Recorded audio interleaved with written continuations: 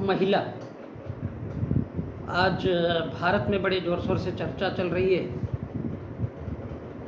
कि महिलाओं के लिए 33% आरक्षण होना चाहिए। 33% क्यों? भारत की महिलाओं को या तो 50% आरक्षण मिलना चाहिए पूरा पूरा, या कम से कम उनकी जनसंख्या के आधार पर प्रतिनिधित्व मिलना चाहिए। फील्ड कोई भी हो, चाहे प्राइवेट सेक्टर हो या फिर गवर्नमेंट सेक्टर हो या और भी कोई भी फील्ड। अब सवाल उठता है क्यों 50% होना चाहिए? तो हमको इस बात को समझना चाहिए कि जब ब्रिटिश भारत में महिलाओं के लिए जब भी कानून लाए गए, तब भारत के ब्राह्मणों ने इसका भरपूर विरोध किया।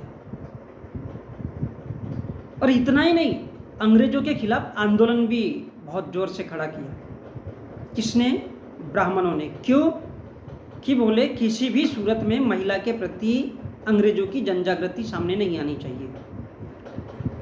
हम देखते हैं सावित्रीबाई फुले भारत की सर्वप्रथम महिला शिक्षक है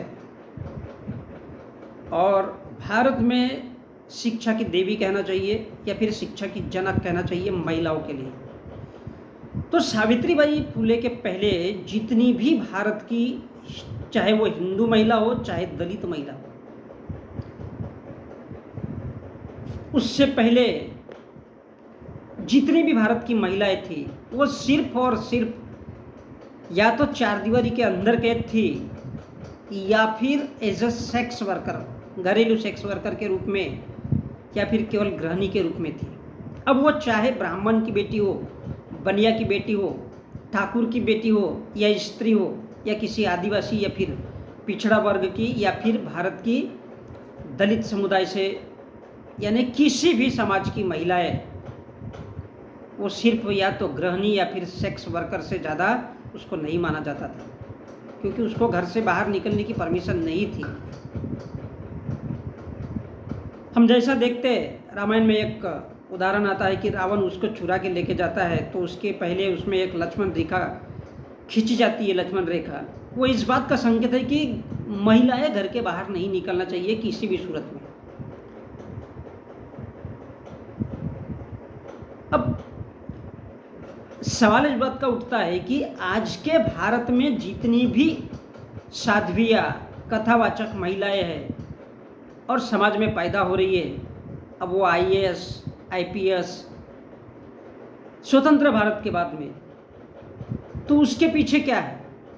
भारत का संविधान जो महिलाओं को आज़ादी देता है उनकी पढ़ाई लिखाई के लिए और उनको अपने पसंद का फील्ड चुनने का मौका देता है। लेकिन इससे पहले यदि हम ब्रिटिश भारत या फिर उससे पहले के यदि भारत में जाते, तो भारत की महिलाओं की स्थिति बहुत ज़्यादा दयनीय थी। कहीं हम देखते हैं भारतीय ग्रंथों में, जैसा महाभारत है, वहाँ पर कहीं नियोग प्रथा काम कर रहा है। उससे पहले अगर देखते हैं हम, या उसी के साथ साथ, तो सती प्रथा, दासी प्रथा और हर उस जगह पर केवल महिलाओं के लिए उत्पीड़न ही किया गया है। अब यहाँ पर हम देखते इसके बाद हिंदू कोड भी, तो डॉक्टर अंबेडकर ने हिंदू कोड बिल नाम से एक बिल पास किया, पारित किया। तो उसमें महत्वपूर्ण कुछ बिंदु थे, जिनमें खास बिंदु यहाँ पर है। एक कानून भारत के संविधान में रखने की कोशिश की थी उस वक्त, और एक प्रस्ताव दिया संविधान सभा समिति के सामने। तो इस कानून के तहत हिंदू महिलाओं को तलाक लेने का अधिकार, हिंदू महिलाओं को संपत्ति का अधिकार, बहुविवाह प्रथा पर रोक और महिलाओं की उम्र बढ़ाने जैसे संबंधी प्रस्ताव थे भारत की महिलाओं के लिए। संविधान सभा में जब ये प्रस्ताव लाया गया तो संविधान सभा में श्यामा प्रसाद मुखर्जी ने विरोध करते हुए कहा, सरदार वल्लभ भाई पटेल भी उनके साथ में सम्मिलित थे, तो उन्होंने कहा था श्यामा प्रसाद मुखर्जी ने कि औरतों को तलाक देने का अधिकार किसी भी कीमत पर मंजूर नहीं किया जाएगा, बोले हम नहीं होने देंगे। और साथ साथ उनके सपोर्ट में सरदार वल्लभ भाई पटेल भी थे और डॉक्टर राजेंद्र प्रसाद, यानी इस हिंदू कोड बिल के खिलाफ चले गए वो, कि बोले हाँ ये सच बात है, हमारे हिंदू धर्म में या संस्कृति में इस बात के लिए भारत के संविधान में इजाज़त नहीं दी जानी चाहिए।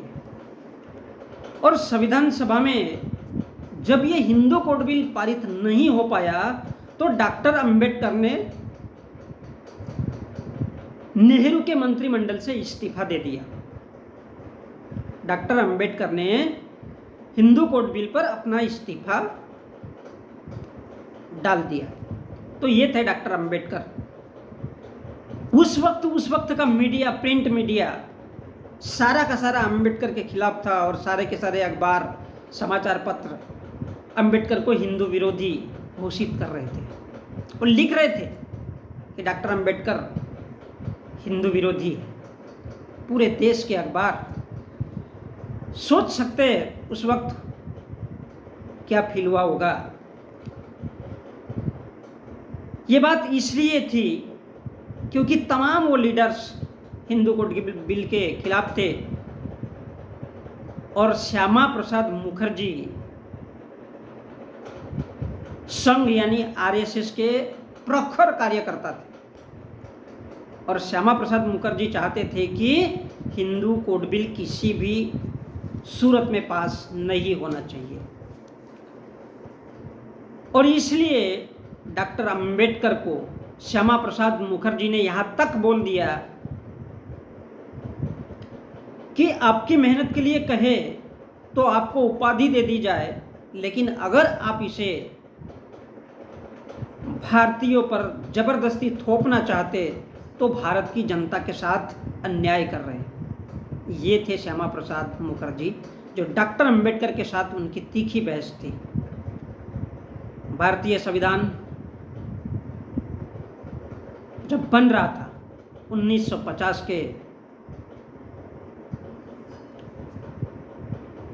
तो हिंदू कोड बिल, ये 1950 की बात है, तो हिंदू कोड बिल भारतीय नारियों के उत्थान के लिए डॉक्टर अंबेडकर ये लाए थे कि बोले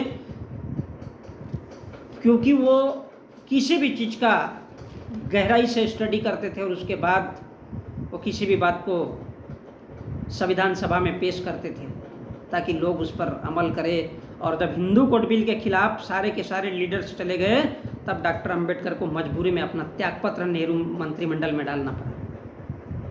तो ये वही महिलाएं हैं जो सिर्फ और सिर्फ एक सेक्स वर्कर के रूप में देखी गई।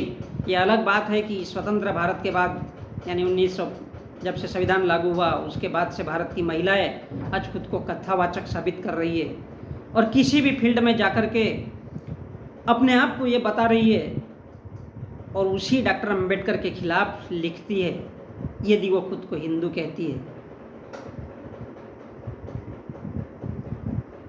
और इसलिए मैं कहता हूँ कि भारत में जो वर्तमान सरकार, मोदी सरकार में जो चल रहा है कि 33% होना चाहिए, तो मैं कहता हूँ 33% क्यों, पूरा का पूरा 50% महिलाओं के लिए आरक्षण क्यों नहीं, या फिर उनकी जो जनसंख्या है उसके आधार पर उनको आरक्षण क्यों नहीं, यदि आरक्षण दे रहे हो तो।